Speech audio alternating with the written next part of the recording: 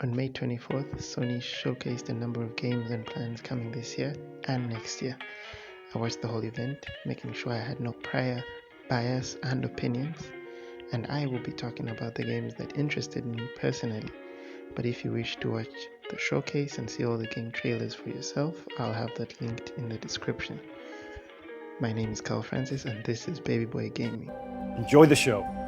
Starting off with a game called Helldivers. Now this was a fun surprise. It seemed like your average alien shooter, but the trailer was super entertaining and funny, just describing the spread of freedom using strong but peaceful tools such as guns, lasers, grenades, flamethrowers. You know the usual. Sounds familiar, doesn't it? Anyway, you and your friends can enlist to become Helldivers, soldiers armed with the purest of freedom and ready to spread their doctrine to the natives. I love the idea of assembling a ragtag team of guys and unleashing pure chaos on unsuspecting alien lifeforms. I was surprised by Phantom Blade Zero. Imagine if Bloodborne was made by the Chinese. Same ambience, same feel. The only difference is the fighting.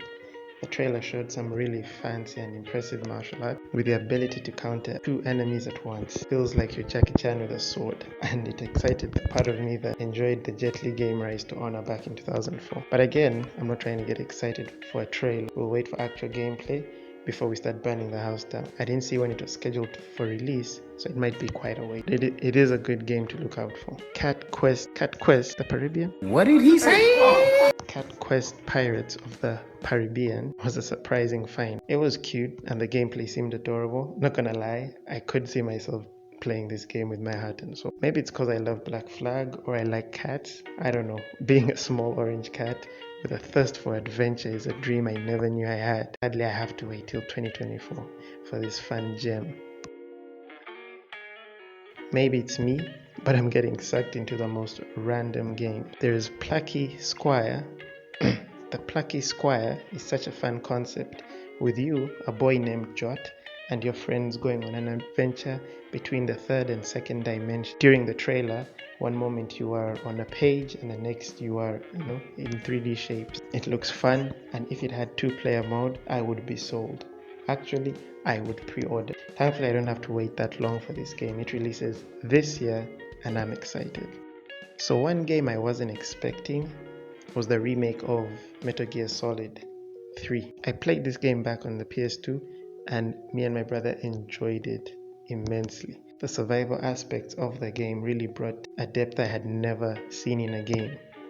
The trailer with the jungle and the danger at every corner really got me riled up. It reminded me of the snake bites you have to think of, breaking your bone, and you have to fix it, and all these other things while taking care of your mission.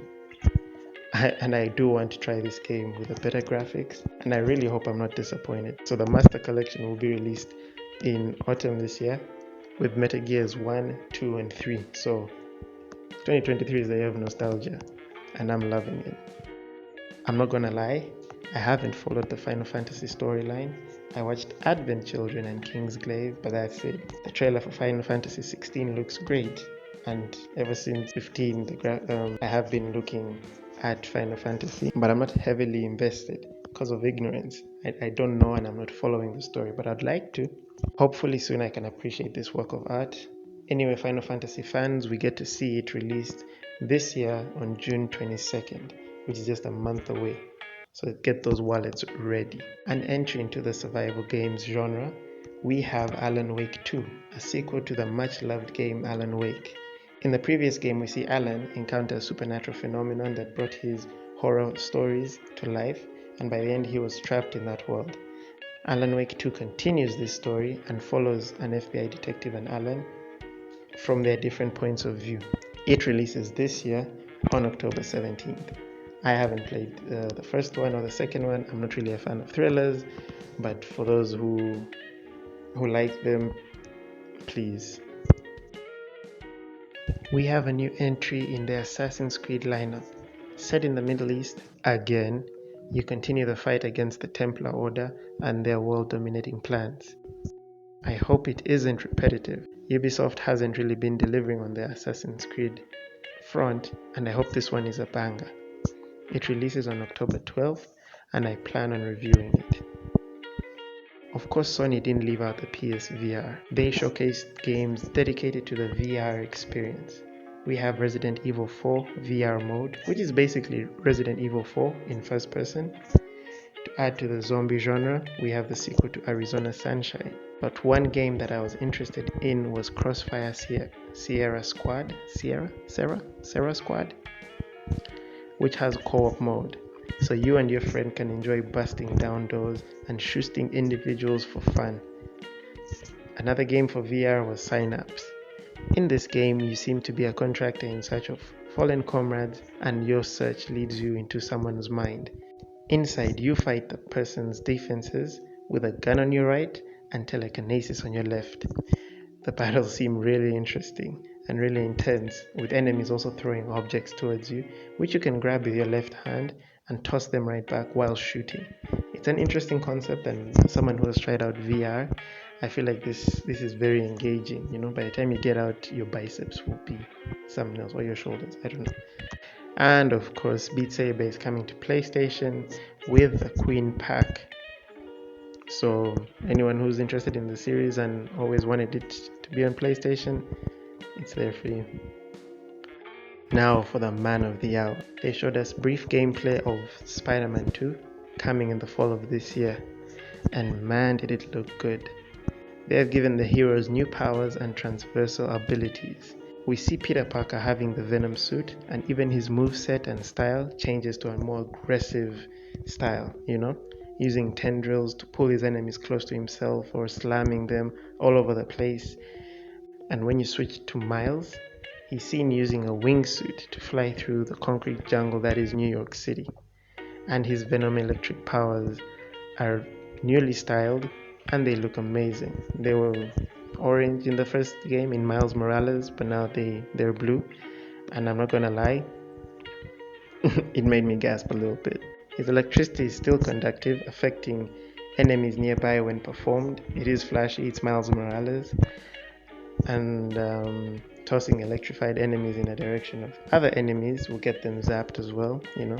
Those who played Miles Morales, something he could do them as well.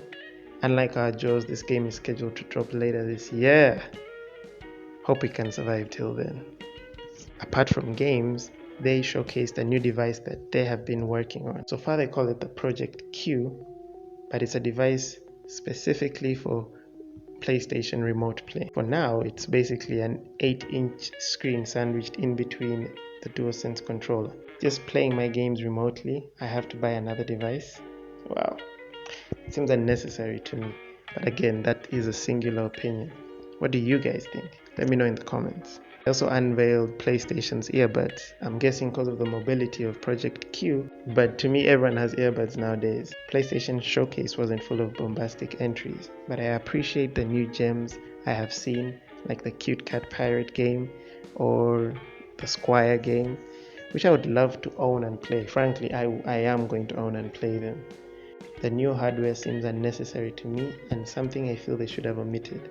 They have tried to cater for VR as well, and we shall see if it catches on. Anyway, we have 2 weeks to the Xbox Showcase, and I'd like to see what Team Green has in store for us. Anyway, this has been my honest opinion about the PlayStation Showcase. I hope you enjoyed it. If you want to watch it, the link is in the description below. Again, my name is Carl Francis, and this is Baby Boy Gaming. God bless.